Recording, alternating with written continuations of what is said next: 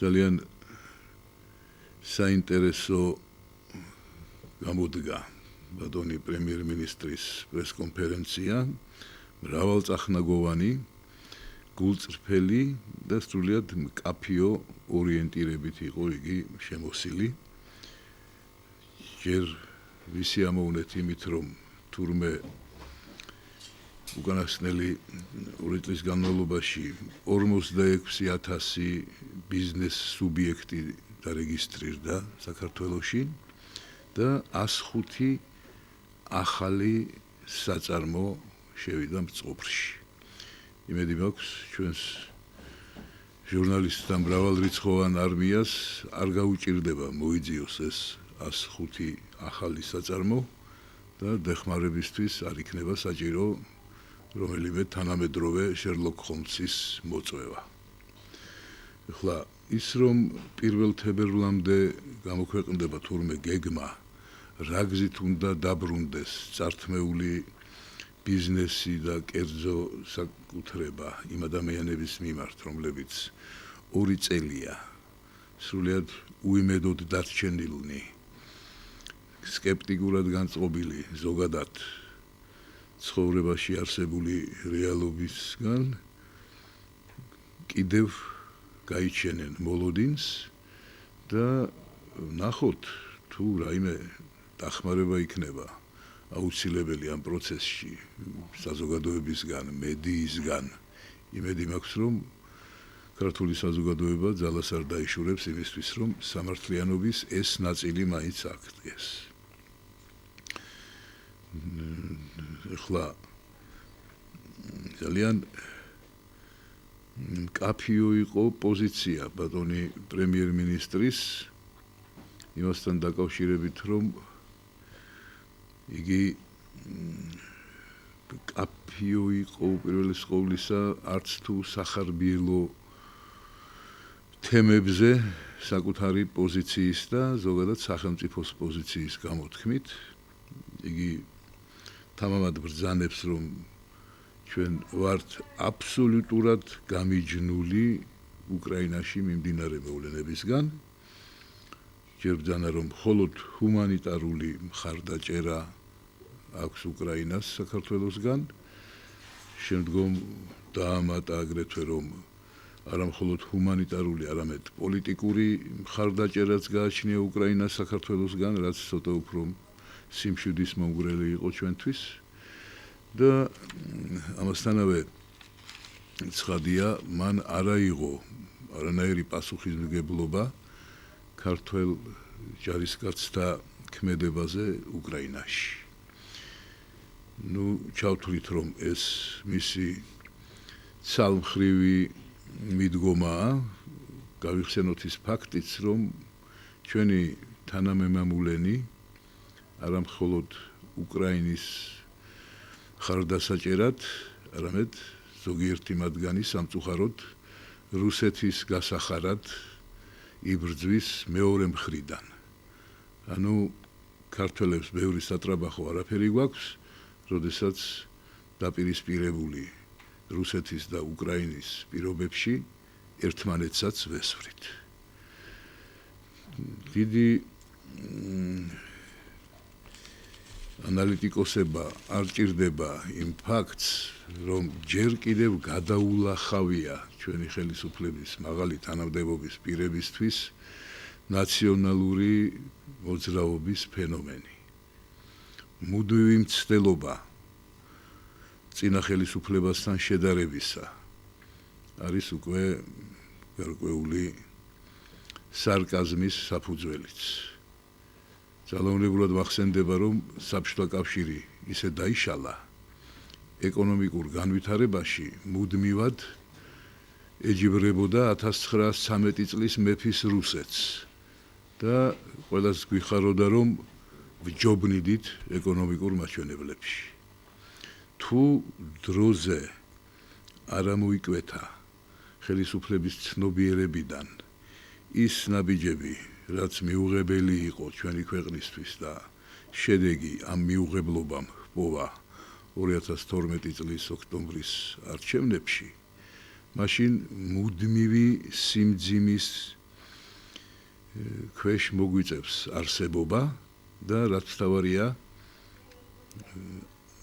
იქნება მიმანიშნებელი იმის, რომ უინსტონ ჩერჩილიც კი არავითარი ავტორიტეტი არ გახლავთ ქართული ოცნებისთვის.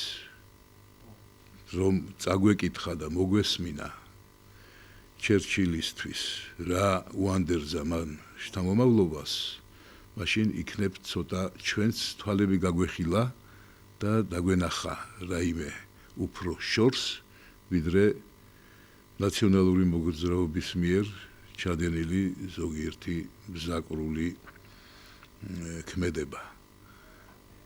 უინსტონ ჩერჩილი ბრძანებდა, როგორც კი იწყება კამათი აწმყოსა და წარსულს შორის, აღმოვაჩენთ, რომ დავკარგეთ მომავალი.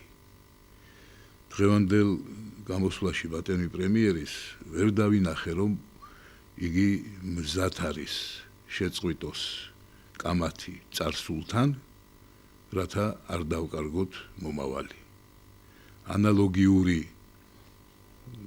მდგომარეობა ნაციონალურ მოძრაობაშიც კვირაში რამოდენიმეჯერ რომ მოძრაობს ხოლმე ბატონი სააკაშვილი და ის წარსულის სახელით ეკამათება აწმყოს, ასევე ხელს უწყობს იმას, რომ საქართველოს დაკარგოს მომავალი.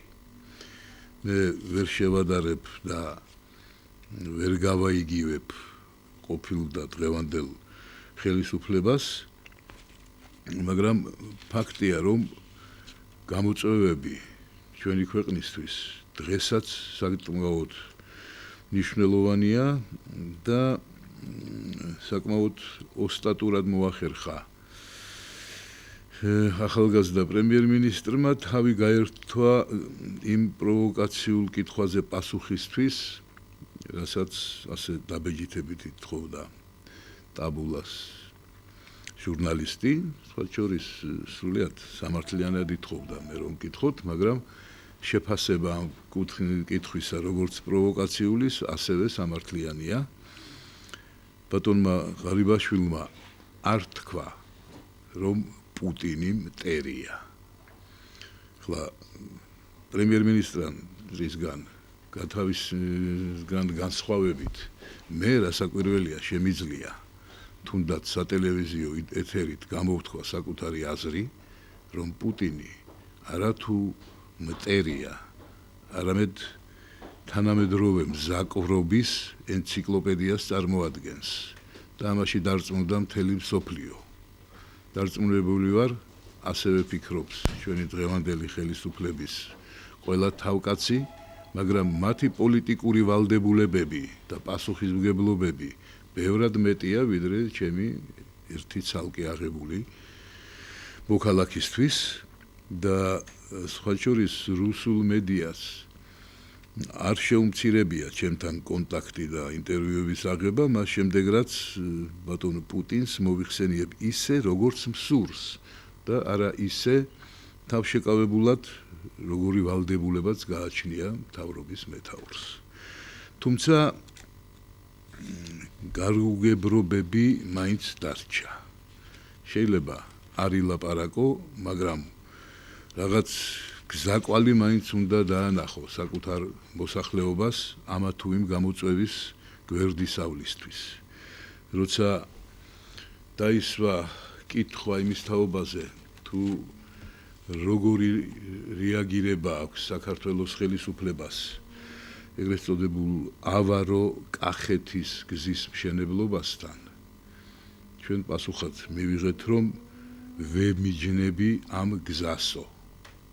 უკაცრავად, მაგრამ ჩვენ გავემიჯნეთ აფხაზეთს, მივიღეთ, რაც მივიღეთ, გავემიჯნეთ ცხინვალის რეგიონს, მივიღეთ, რაც მივიღეთ, მაგრამ საერთო რა აქვს დღევანდელ ვითარებაში ავარო კახეთის გზას ორ ოკუპირებულ ტერიტორიასთან, ამაზე რატომღაც პასუხი არ გაჩენილა. სხვა შორის არც კითხვა. რა რეაგირება უნდა ქონდეს საქართველოს ხელისუფლებას, იმ ფაქტზე, რომ ეხლა კახეთში დაიწყო რუსეთის პასპორტების დარიგება და შესაბამისად რუსეთის მოსახლეობის არსებობის დაფიქსირება კახეთის რეგიონში.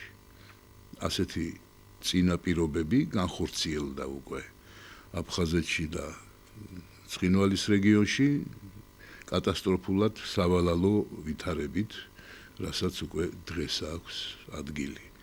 ამიტომ მხოლოდ გამიჯნვა არ გახლავთ რაიმე სიმშვიდის მომგვრელი საკითხი, თუ როცა საუბარია შესაძლო შეხვედრაზე პუტინთან, წინაპირობა მაინც არ უნდა იყოს დასმული ჩვენი ქვეყნისგან, რომ დაუყოვნებლივ შეწყდეს ტერიტორიული პრინციპით დარიგება უცხო ქვეყნის პასპორტებისა.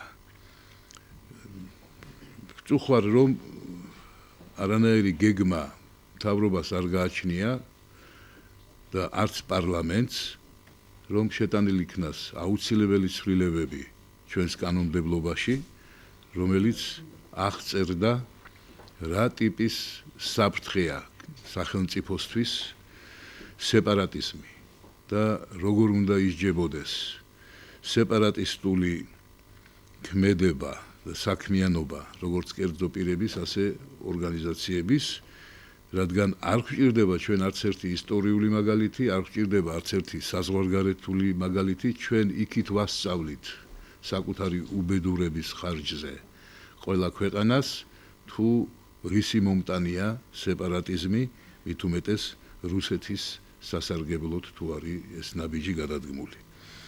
ამდენად თუ არ გვექნება პოლიტიკური ნება, რომ სასწრაფოდ დავაფიქსიროთ როგორც სერიოზული საფრთხე ჩვენი ქვეყნისთვის ავრო-კახეთის გზის მშენებლობა და ვილაპარაკოთ მხოლოდ კმაყოფილი იმით, რომ ჩვენ რამეს ვემიჯნებით, კი ბატონო, ჩვენ გავემიჯნებით, მაგრამ უფრო მალე და უფრო მწარედ თავად ჩვენ გაგვმიჯნავენ ამ თემისგან და რიხინ-რიხინით წამოვა ამ გზაზე რუსული ტანკები.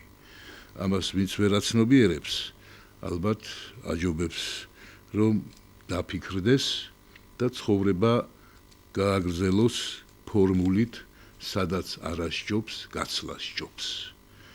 ასეთი უფლება ყველა თანამდებობის პირს გააჩნია.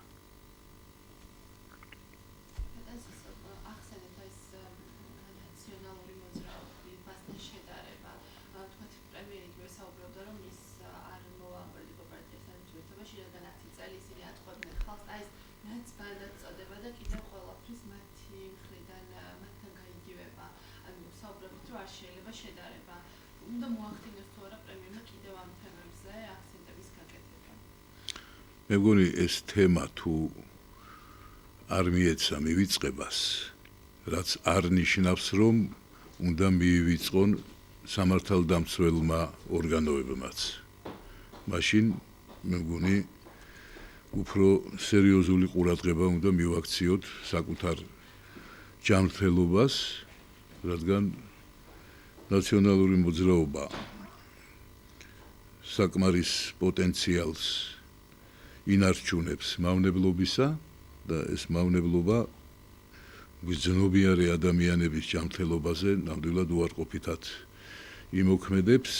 შესაბამისად, სასურველია, რომ რაც შეიძლება სწრაფად მოხდეს გააზრება ჩვენი არსებობისა, არა ნაციონალური მოძრაობიდან დანახული გეზით, არამედ მართლაც ევროპული მიმართულებიდან შევაფასოთ ჩვენი რეალობა და ვეცადოთ, რომ სამართლიანობა აღდგეს